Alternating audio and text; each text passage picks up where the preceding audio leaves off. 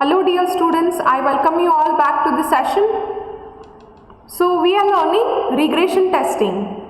So today we will learn how to do regression testing. So regression testing is a well-defined methodology. So it is for that it is very important as this test is the final test which is being conducted before the product release. So before you give your product to the customer, this is the final test you perform from your end and you make sure that the product is working fine. So there are some basic methodologies we conduct in this testing. So these are mentioned in this slide.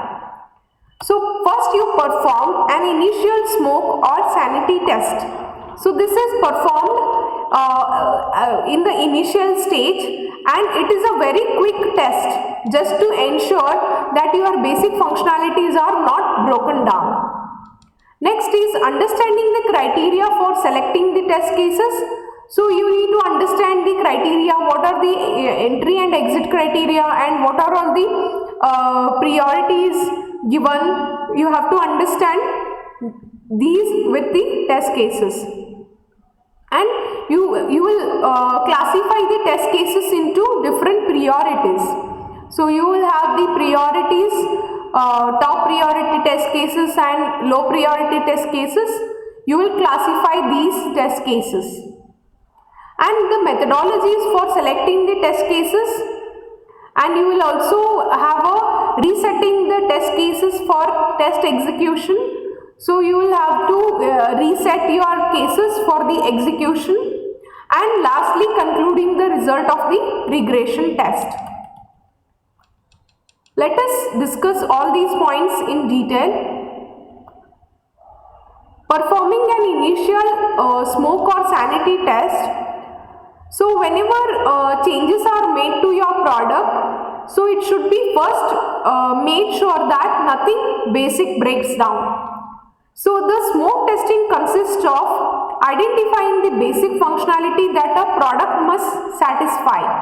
So this smoke testing has basic test case wherein your basic functionality of the application works properly. For example, it can be a login feature, or it can be a register feature, or it can be a forgot password feature. And it also consists of designing the test cases to ensure that these basic functionality work and packaging them into the smoke test suite.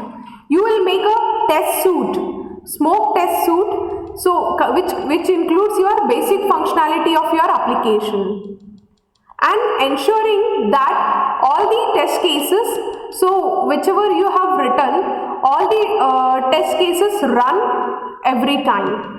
So ensure that every time a product is built, so this test suite should be run without any errors. And if it fails, you have to escalate this to the developer and he will identify the changes he has made, and sometimes he may also make changes or he will roll back to the changes to the state where the smoke testing suite will succeed. So these are all the some smoke testing methods. And now understanding the test criteria for selecting the test cases. So having performed a smoke test, the product can be assumed worthy of being subjected to further detailed tests. Okay, so there are two approaches to select the test cases for regression run. So first, let us see. An organization can choose to have a constant set of regression tests that are run for every build or every change. Okay, so you can decide as an organization what are all the regression test cases which are to be run every time the changes happen. Okay, so in such situation, deciding the what tests to be run is simple.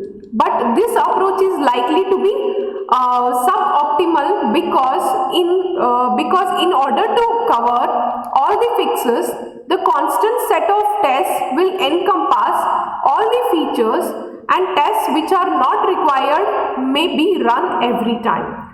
So sometimes what happens, the test cases which you don't want to run may also be included in this, okay?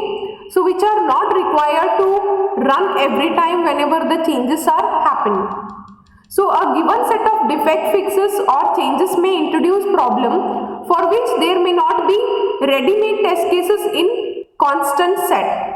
So for example, there are changes made to your application in one part, right? So for this, you have not written those test cases because these problems are introduced now. So you need to have a new set of test cases, right?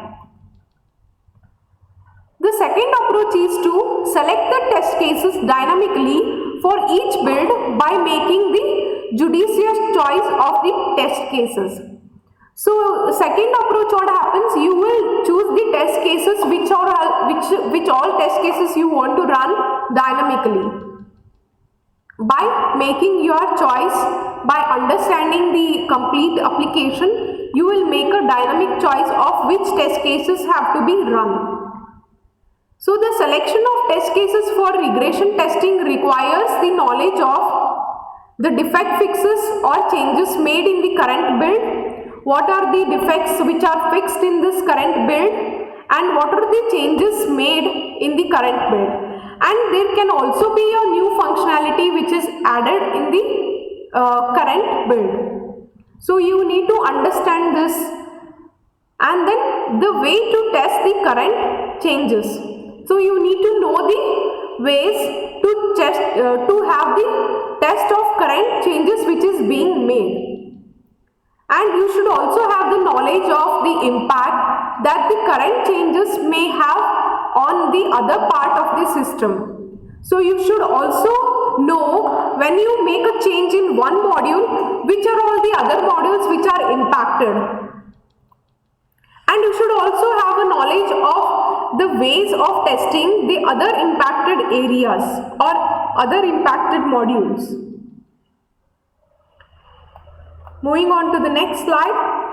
So some of these criteria to select the test cases for regression testing are as follows.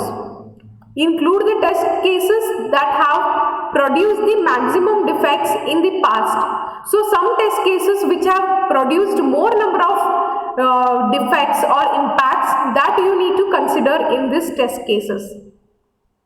And include those test cases for a functionality in which the changes have been made. So for the new functionality, whatever changes you have made, include those test cases in the current regression run. And include the test cases in which the problems are reported. So there are few more criteria. So you have to also include the test cases that test the basic functionality or the core features. And you can also include the test cases that test the need to end the behavior of the application of the product. And you can also include the test cases to test the positive test conditions. And you can also include the test cases in the area which is highly visible to others and users.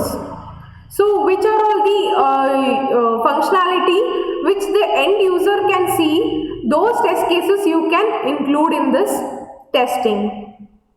And the selection of these test cases for the regression testing depends on more on the impact of the effects fixed than the critical of the defect itself. So in the next session, we will learn more about the methodologies and how to run the regression tests. Thank you, dear students.